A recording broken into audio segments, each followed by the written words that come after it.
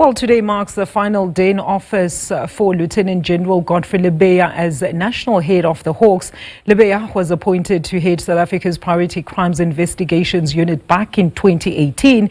And during his national tour, Lebeya has praised the unit's work in dismantling various criminal syndicates during his 7-year tenure.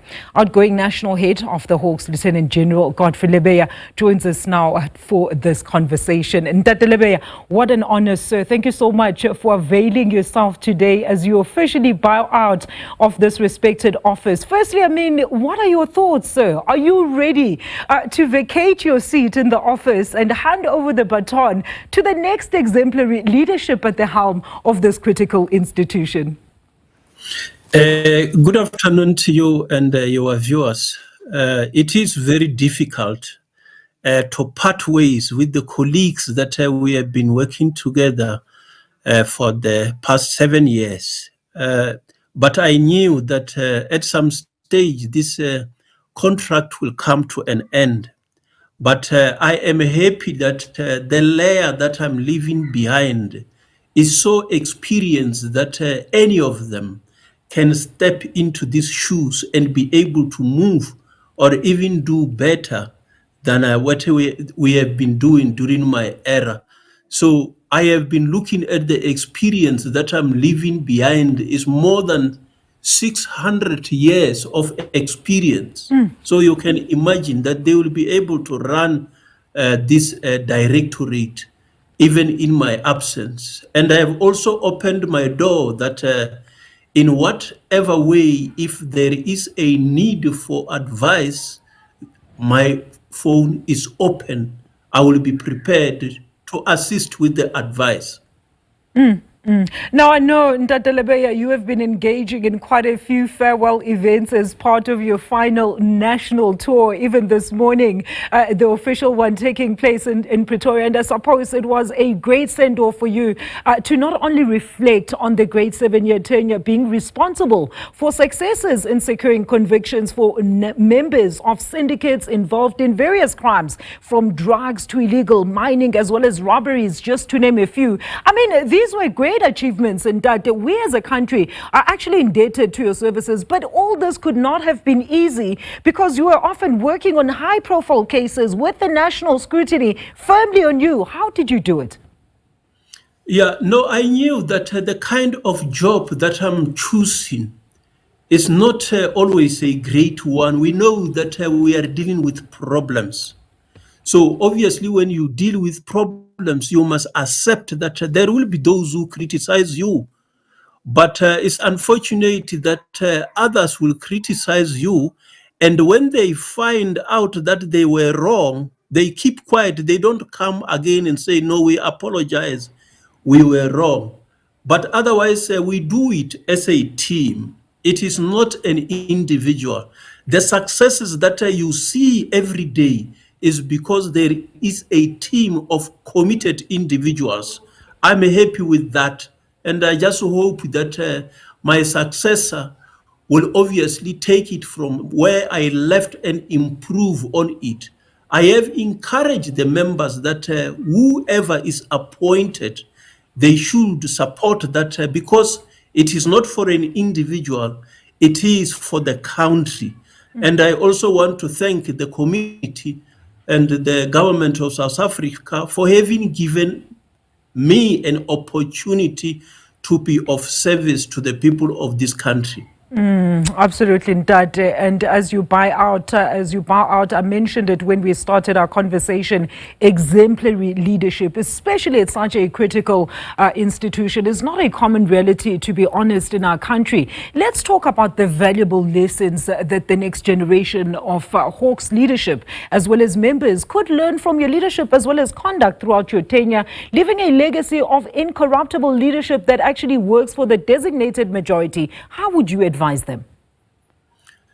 I will always say that be honest in whatever you do. Honesty is the first thing that must come to your mind. So in the Hawks, usually when we start by taking an oath in the SAPS, joining the South African Police Service. After that, you also take another oath of office to be working in the DPCI. So there is specific section that requires that before anyone can work in the DPCI must take an oath. I have taken mine on the 1st of June 2018 before Judge Com. And yesterday he was also there in Pretoria together with the current DPCI Judge Lehodi, where I have indicated to her, after taking that oath, Judge Com, I abode by that oath. And you can check with the current judge that I have sticked to my oath. And I have encouraged everyone who is working in the DPCI, including those who are outside the DPCI, that let us be honest. We have taken an oath that we want to fight crime. We can't be part of criminals. So that is the message that I convey to everyone. If in the SAPS all of us are clean, in the other law enforcement agencies we are all clean, we will be able to win crime. Absolutely. And maybe in closing, Lt. Lebeya, let's hear what is next for you. Will you still be visible in the country's efforts in the fight against the ever-increasing crime levels that are basically crippling South Africa to its knees? And also, just maybe briefly, I suppose for the benefit of our viewers that missed your official send-off in Pretoria this morning, where can they get access to your legacy report and what is contained in it? Yeah, what is contained in the legacy report is obviously the work that we have been doing. I started with my coming into the South African Police Service.